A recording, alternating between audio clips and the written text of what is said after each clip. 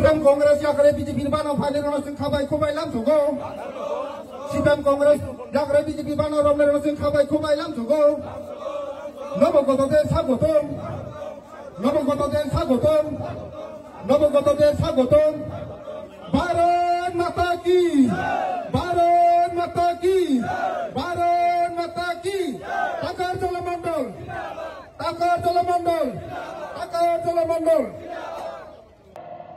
যত না খুলুঙ্খা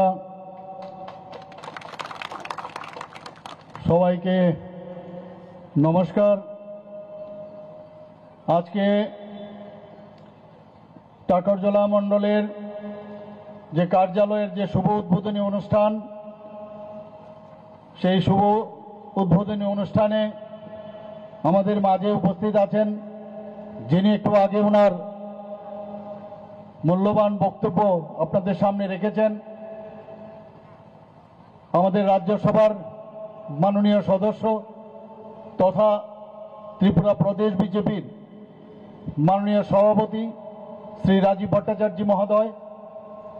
আমাদের মাঝে উপস্থিত আছেন ত্রিপুরা সরকারের ট্রাইবেল ওয়েলফেয়ার ডিপার্টমেন্টের এবং অন্যান্য দপ্তরের মাননীয় মন্ত্রী শ্রী বিকাশ দেববর্মা মহোদয়।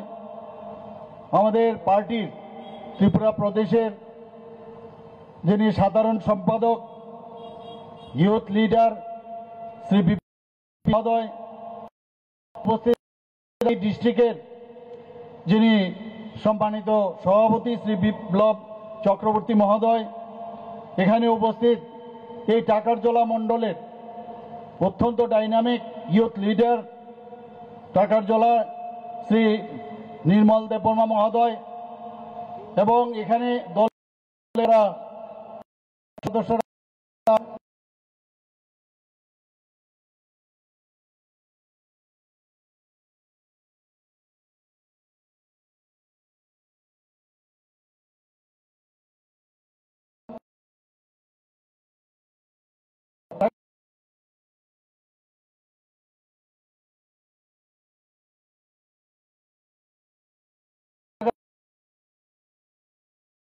আগে সেই উপলক্ষে সবাইকে আমি আন্তরিকভাবে শুভেচ্ছা জানাচ্ছি।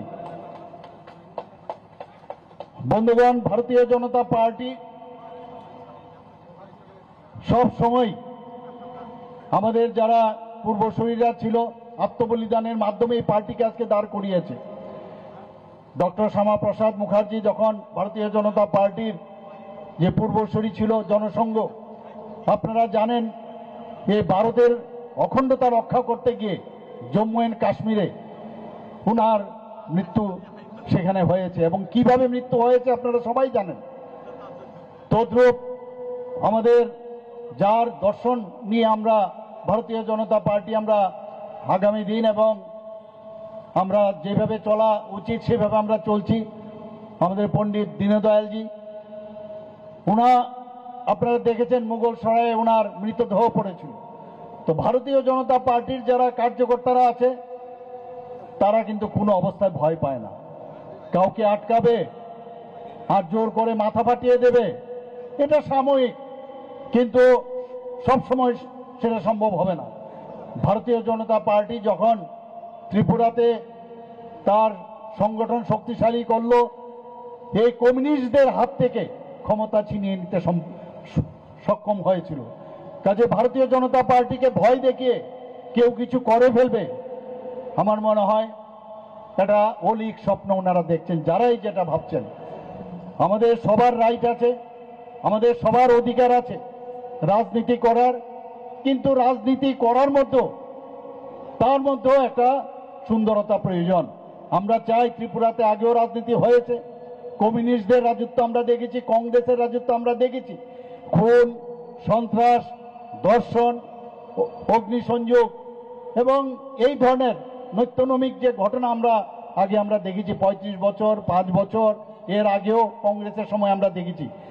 কিন্তু ভারতীয় জনতা পার্টি যেখানে সবসময় একটা কথা বলে সবকা সাথ সবকা বিকাশ বিশ্বাস আর তার প্রয়াস, সবাইকে নিয়ে আমাদের চলতে হবে, সবার ডেভেলপমেন্ট প্রয়োজন।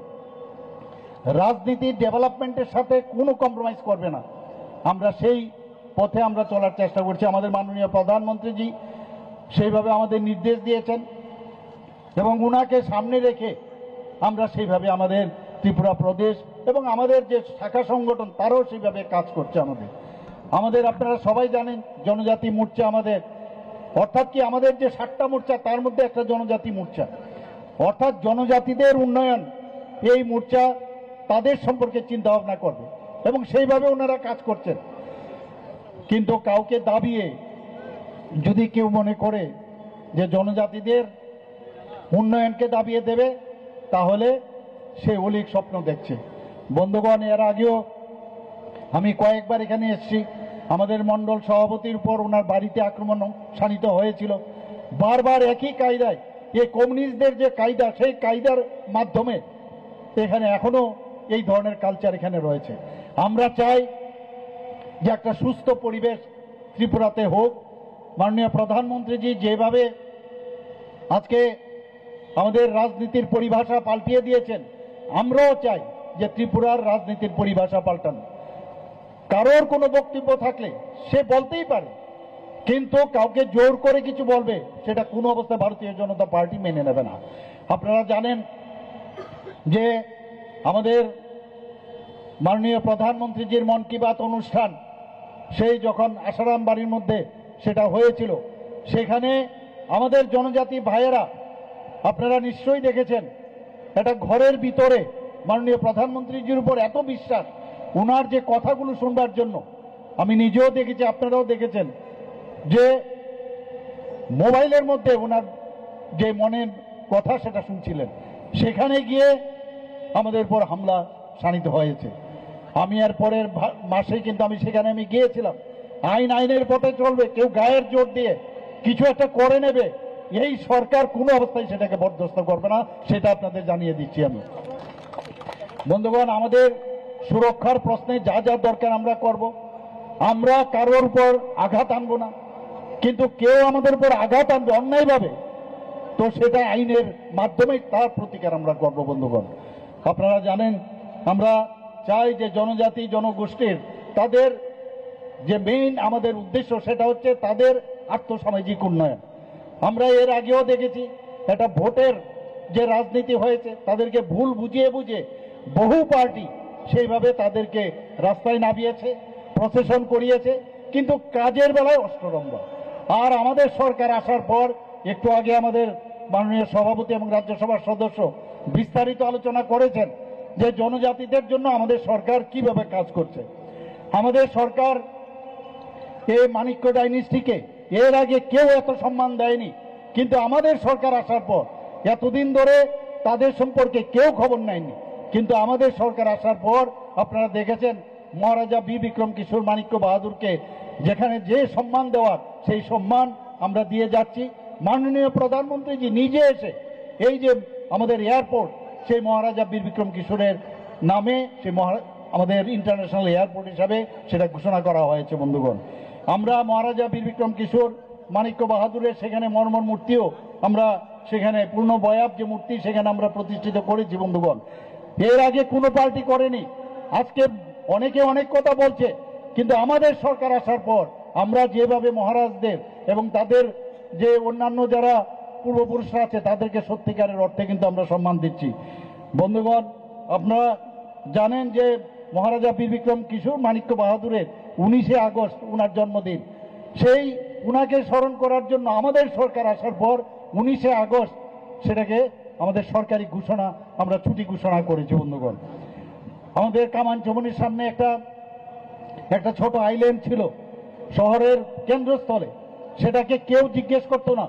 আমি মুখ্যমন্ত্রী হওয়ার পর আমি ছোটবেলায় আমি দেখেছি, আজকে থেকে মানে 65-70 বছর আগেও আমি দেখেছি যে সেখান থেকে একটা 0 মাইল ফলক সেখানে ছিল, মানে ত্রিপুরা রাজ্যের যখনই কোন জায়গার কত দূরত্ব সেখান থেকে শুরু হতো, এবং সেই জায়গায় নাম গোত্রহীন একটা আইল্যান্ড ছিল। সেটাকে আমি এবং আমার মন্ত্রিসভার ডিসিশন ক্রমে আমরা মহারাজা বীর বিক্রম কিশোরের মূর্তি সেখানে প্রতিষ্ঠিত করি, এবং আজকে সেটা মহারাজা বীর বিক্রম কিশোরের নামে সেই যে আইল্যান্ডটা সেটা নামাঙ্কিত হয়েছে। বন্ধুগণ, আমাদের সরকার আসার পর আমি যখন মুখ্যমন্ত্রী হই তখন যে এয়ারপোর্টের রাস্তা থেকে আসার মুখে যখন আগরতলা আমরা প্রবেশ করি, আমরা সবাই জানি এই রাজ পরিবারের আরেকজন সদস্য এস.ডি. বর্মনজি, যে এত বড় গীতকার, এত বড় সুরকার, এত বড় একজন ব্যক্তি, তার নামে একটা পূর্ণবয় মূর্তি আমরা শচীন দেব বর্মনের মূর্তি আমরা সেখানে প্রতিষ্ঠিত করেছি। বন্ধুগণ, আপনারা জানেন যে আমরা রাজ্যের যে জনজাতি অধ্যুষিত এলাকা 12টা যে ব্লক আছে সেটাকে আমরা অ্যাসপিরেশনাল যে ব্লক হিসাবে আমরা ঘোষণা দিয়েছি। অ্যাসপিরেশনাল ব্লক ঘোষণা দেওয়ার অর্থ হচ্ছে যে বাজেটে যেসব ব্লকের যে বাজেট রাখা হবে তার থেকে আরো 10% যাতে হয়, যাতে জনজাতিদের যাদের সেখানকার রাস্তাঘাট, সেখানকার স্কুল কলেজ এবং জনগণের জীবনযাত্রা যেন আরো সেখানে উন্নয়ন হয়। আমরা গড়িয়া পূজা একদিনের ছুটি ছিল, সেখানে আমাদের সরকার আসার পর আবার সেখানে আমরা দুদিনের আমরা গড়িয়া পূজার যে ঘোষণা করেছি, ছুটি ঘোষণা করেছি, যাতে এই পূজাকে ভালোভাবে আরো পালন করা যায় সেই দিশায় আমরা কাজ করছি। কিছুদিন আগে আপনারা দেখেছেন যে আমাদের যে সংগ্রামা পূজা হয়, সেই সংগ্রামা পূজার মধ্যে আমার কাছে বারবার ওনারা বলছিলেন যে আপনারা একটা রেস্ট্রিক্টেড হলিডে আমাদের যে ছুটির যে ক্যালেন্ডার আছে সেটা করুন। সেটাও আমরা ক্যাবিনেটের মধ্যে ডিসিশন নিয়ে সেটা আমরা ঘোষণা করেছি। বন্ধুগণ, আমরা এর মধ্যে আপনারা জানেন যে 16ই জানুয়ারি 2020-তে, এর আগে অনেক সরকার ছিল, ব্রু রিয়াং শরণার্থীদের জন্য কেউ কিচ্ছু করেনি। আমাদের সরকার আসার পর 23 বছর ধরে ওদের যে দুর্বিষহ অবস্থা, আমাদের সরকার আমরা সেটাকে কিন্তু আমরা মাথায় রেখে আমাদের ত্রিপুরা সরকার, মিজোরাম সরকার এবং ব্রু সম্প্রদায়ের মধ্যে একটা চুক্তি স্বাক্ষরিত হয় 2020-এর 16ই জানুয়ারি। এবং জনজাতিদের আজকে আমার এখানে যে আপনারা দেখেছেন যে রিসা আমি পড়ছি, একটু আগে আমাদের মাননীয় মন্ত্রী বিকাশ বাবু বারবার জনজাতিদের কিভাবে উন্নয়ন করা যায় আমাকে প্রায়শই বলেন, এখনো বলছেন যে কিভাবে ওনাদেরকে হেল্প করান যায়। তো আমি বললাম যে যা করার তুমি করবে, তার জন্য আমি তোমার সাথে আছি। এবং সব সময় আমি বলছি জনজাতিদেরকে নিয়ে আমরা কোনো রাজনীতি করতে চাই না, তাদের উন্নয়ন ছাড়া আমরা কোনো কথা বলবো না। আমি বারবার বহু জায়গায় বলেছি যে ত্রিপুরার উন্নয়ন, জনজাতির উন্নয়ন হলেই ত্রিপুরার উন্নয়ন হবে। ত্রিপুরাকে আমাদের জনজাতি বাদ দিয়ে ত্রিপুরার উন্নয়ন সম্ভব নয়। বন্ধুগণ, আজকে এই যে রিসা পাছড়া আমাদের জিআই ট্যাগ আমরা অলরেডি গভর্নমেন্ট অফ ইন্ডিয়ার মাধ্যমে আমরা সেটা পেয়েছি। সারা পৃথিবীর মধ্যে এই রিসা এবং আমাদের পাছড়া আজকে জিআই ট্যাগ পাওয়াতে মানুষ জানতে পারছে এবং আমরা বাইরেও পাঠাচ্ছি এই রিসা নিয়ে। এবং আপনারা সবাই জানেন যে 2019 থেকে 2024, 2019 থেকে 2024 সত্যিকারের অর্থে ভারতীয় জনতা পার্টি যেভাবে সম্মান দেয়, খালি মুখের আওয়াজ করে আর লম্বা চড়া ভাষণ দিয়ে কোনোদিন কারোর সমস্যার সমাধান করা যায় না এবং ভালো করা যায় না। আমরা এই সরকার মাননীয় প্রধানমন্ত্রীজির নেতৃত্বে 2019 থেকে 2024 পর্যন্ত পর আমাদের জনজাতির যারা লিজেন্ড ব্যক্তি তাদেরকে পদ্মশ্রী উপাধি দিয়ে তাদেরকে সম্মান দেওয়া হয়েছে। বন্ধুগণ, আপনারা সবাই জানেন এটা একমাত্র সম্ভব ভারতীয় জনতা পার্টির পক্ষেই যে ত্রিপুরার থেকে রাজ পরিবারের এক সদস্য শ্রী জিষ্ণু দেববর্মা মহোদয়কে আজকে ত্রিপুরার মতো একটা ছোট রাজ্য থেকে ওনাকে তেলেঙ্গানার রাজ্যপাল বানানো হয়েছে। সেটা একমাত্র সম্ভব হয়েছে আমাদের মাননীয় প্রধানমন্ত্রীজি এবং ভারতীয় জনতা পার্টির যে চিন্তা ভাবনা, তার জন্য সেটা সম্ভব হয়েছে। আপনারা সবাই জানেন যে এতদিন ধরে আমাদের সরকার আসার পর আমরা যারা সমাজপতিরা আছেন তাদেরকে আমরা 2000 টাকা করে সাম্মানিক দিচ্ছিলাম। কিছুদিন আগে যখন আমি এই প্রপোজাল আমি রাখলাম আমাদের ক্যাবিনেটে যে 2000 কেন, ওনাদেরকে কেন 5000 করা হবে না, সেখানে আজকে জনজাতি যারা সমাজের জন্য কাজ করে, সেখানে অনেক জনজাতি আছে যারা সরকারি চাকরি করে, আবার অনেকে আছে পেনশন পাচ্ছে। তো এই ক্যাপিং ছিল। আমি বললাম যদি তারা জনজাতিদের উন্নয়নে সমাজের জন্য কাজ করে, সেই ক্যাপিংও উঠিয়ে দিয়েছে দেওয়াতে এখন সেটা গিয়ে আজকে 19টি জনজাতি গোষ্ঠী আছে, তার মধ্যে দেখা গেছে আগে 10 জন পেত, এখন সেটাকে আমরা যখন জিজ্ঞেস করলাম প্রায় 13 থেকে 14 হবে। আমি বললাম কেন সেটা হবে, বললে সব জনজাতি গোষ্ঠীর মধ্যে সামাজিক যে ব্যবস্থাপনা, এই যে সমাজপতি, সেই সিস্টেম নেই। আমি বললাম কেউ তো হবে, সর্দার তো হবে, কেউ লিডার হবে, তো তাদের সবাইকে 5,000 টাকা করে আমরা দেব, তার ঘোষণা আমরা করেছি। শুধু তাই নয় বন্ধুগণ, আমি যখন চিফ সেক্রেটারি মহোদয়কে ক্যাবিনেটে আমি জিজ্ঞেস করি যে আমাদের এখানে জনজাতির কতজন এনলিস্টেড আছে, এরকম সাব ট্রাইবস আছে অনেক, সেটা দেখা গেছে প্রায় 40+ আমাদের এখানে জনজাতি সাব ট্রাইবস আছে। তা আমি বললাম সবাইকে, আমি ডিএমদেরকে বলেছি যে চিফ সেক্রেটারির মাধ্যমে আপনারা খবর নিন, তাদেরকে আমরা তাদের এই 5,000 টাকা করে সাম্মানিক আমরা দেব। আমরা বন্ধুগণ এর মধ্যে 2005-এ আপনারা জানেন সাব ডিভিশনাল লেভেলে এবং ডিস্ট্রিক্ট লেভেলে জনজাতিদের বিভিন্ন যে স্কিম আছে সেই স্কিমগুলো দেখার জন্য যে অফিসার ছিল সেটা উঠিয়ে দিয়েছিল বামফ্রন্ট। আমাদের এই কিছুদিন আগে আমরা ডিসিশন নিলাম যে না, আমরা আবার যে সাব ডিভিশনাল এবং ডিস্ট্রিক্ট লেভেলে যে এক একজন যে সাব ডিভিশনাল এবং ডিস্ট্রিক্ট লেভেলে টিসিএ সমকক্ষ অফিসার, শুধু তাদের কাজ হবে যে জনজাতিদের বিভিন্ন স্কিম সেটা 100% সেটা স্যাচুরেশন হচ্ছে কিনা সেই কাজটা করার জন্য আমি ওনাদেরকে নির্দেশ দিয়েছি এবং আমরা ডিসিশন আমরা দিয়েছি। বন্ধুগণ, আমাদের সরকার আসার পর আপনারা জানেন যে বড়মরা পাহাড়ের নাম হাতায় কতর আমরা রেখেছি। আমরা কিভাবে সম্মান দিতে হয় এই সম্মান কিন্তু আগে দেয়নি, তারপরও আমাদের বিরুদ্ধে নানা রকম চক্রান্ত চলছে বিভিন্ন জায়গায়। এই সরকারের যে বিভিন্ন ভালো কাজ হচ্ছে, বিভিন্ন চক্রান্ত হচ্ছে। আমার কাছে খবর আছে বহু জায়গার মধ্যে এখন নতুন আরেকজন কিছু মহিলাদের যে বিরোধী দলের কিছু লোক তাদেরকে এখন জুটিয়েছে নানাভাবে সোশ্যাল মিডিয়ার মধ্যে উল্টাপাল্টা বলা। শুধু তাই নয়, কালকে আমার কাছে খবর আছে কৃষি জমি আছে সেখানে নষ্ট করে দেওয়া, মাছ যাতে না হয় সেখানে সে জলের মধ্যে বীজ ঢেলে দেওয়া, এই ধরনের চক্রান্ত বিভিন্নভাবে আমাদের ত্রিপুরা রাজ্যে হচ্ছে। আমি নিশ্চিত বন্ধুগণ, আপনাদের মাধ্যমে আমি সমস্ত ত্রিপুরাবাসীকে আমি একটা কথাই বলবো, যেহেতু এই ধরনের কাজ হচ্ছে আমরা তো কোনো অবস্থায় তাদেরকে ছাড় আমরা দেব না।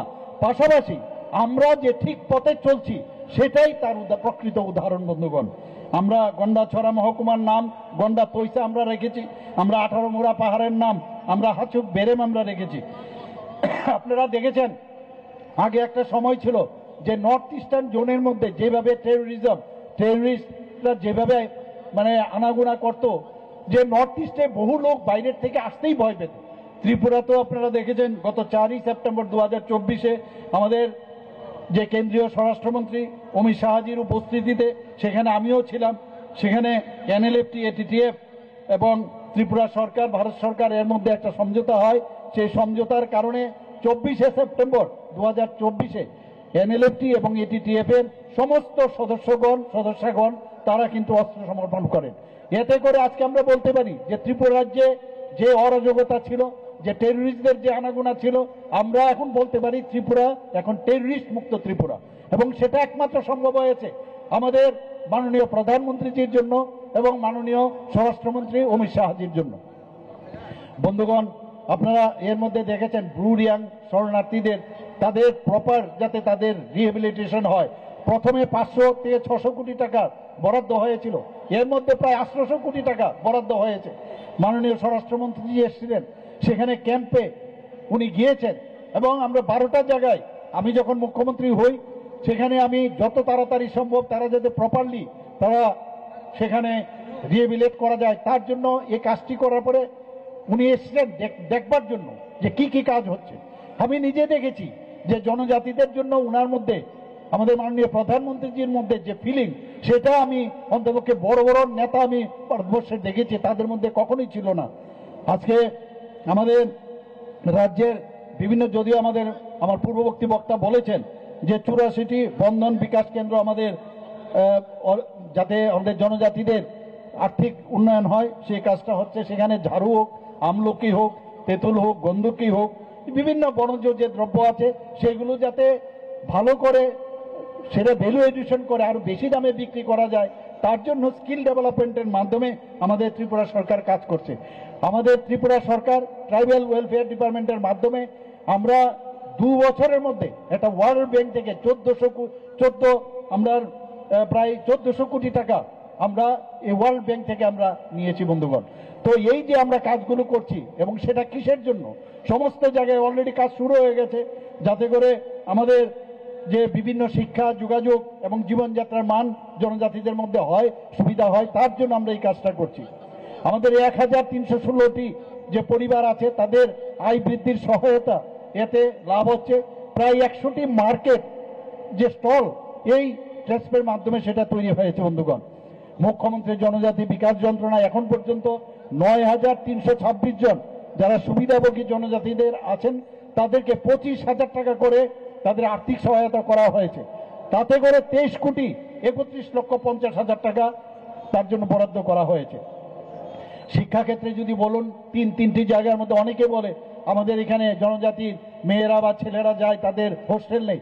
আমাদের মোট 3টি ডিগ্রি কলেজে 3টে হোস্টেল, জনজাতি হোস্টেল করা হয়েছে।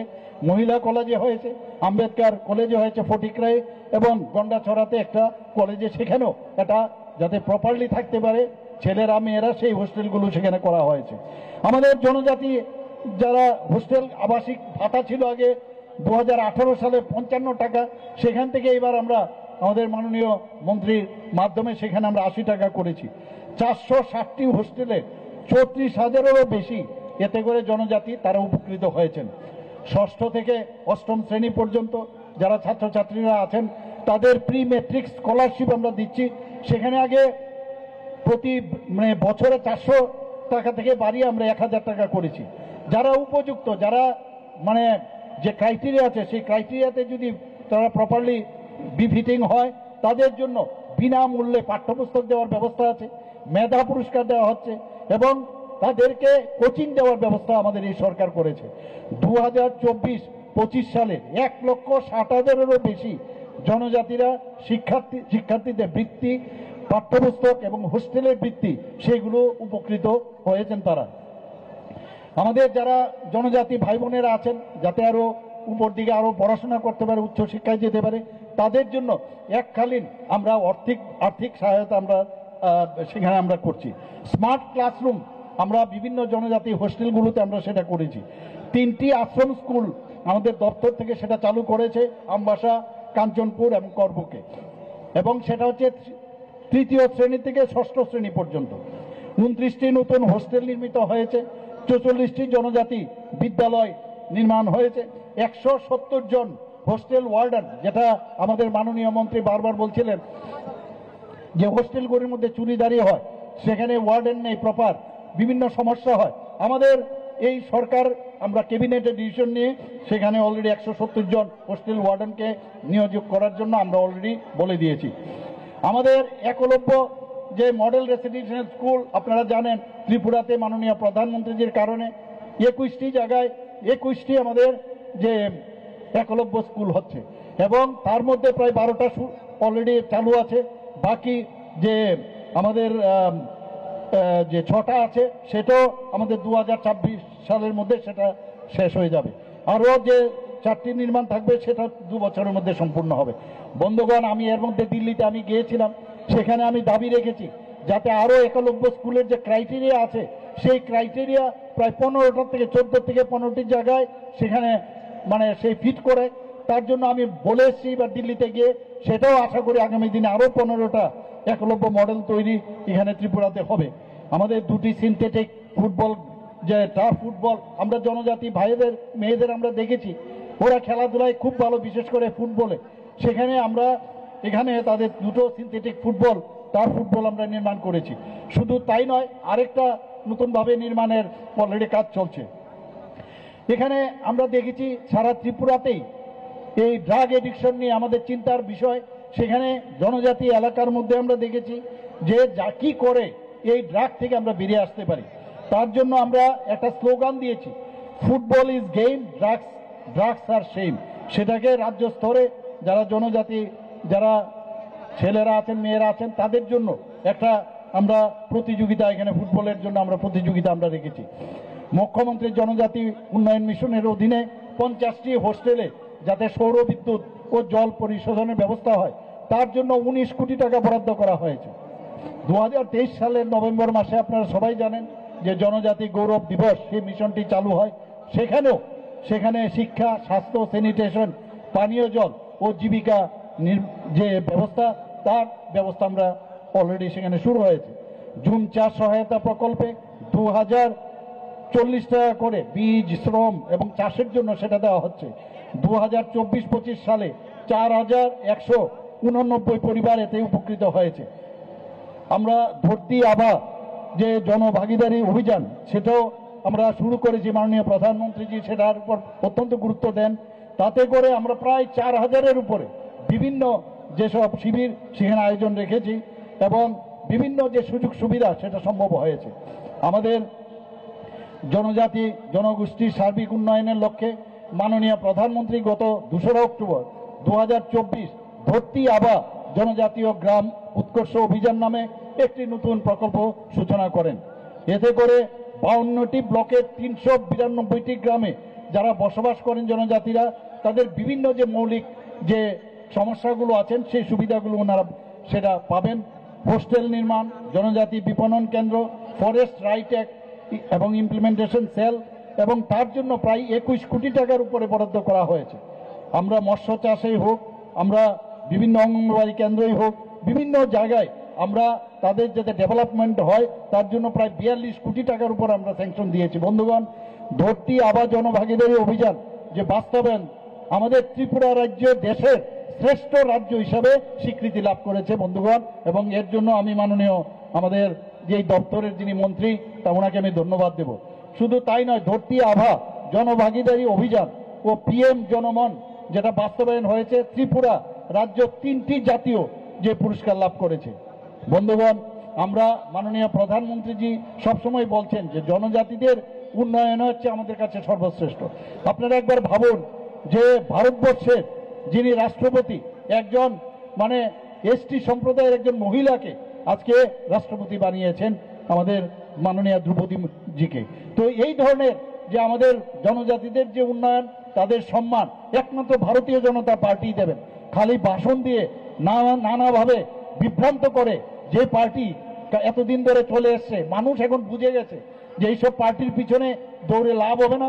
ভারতীয় জনতা পার্টি একটা ন্যাশনাল পার্টি, এবং যেখানে তার সারা ভারতবর্ষের মধ্যে সবচেয়ে বেশি পরিমাণে যার সদস্যা, সেখানে এই পার্টিকে কেউ আটকিয়ে রাখতে পারবে না।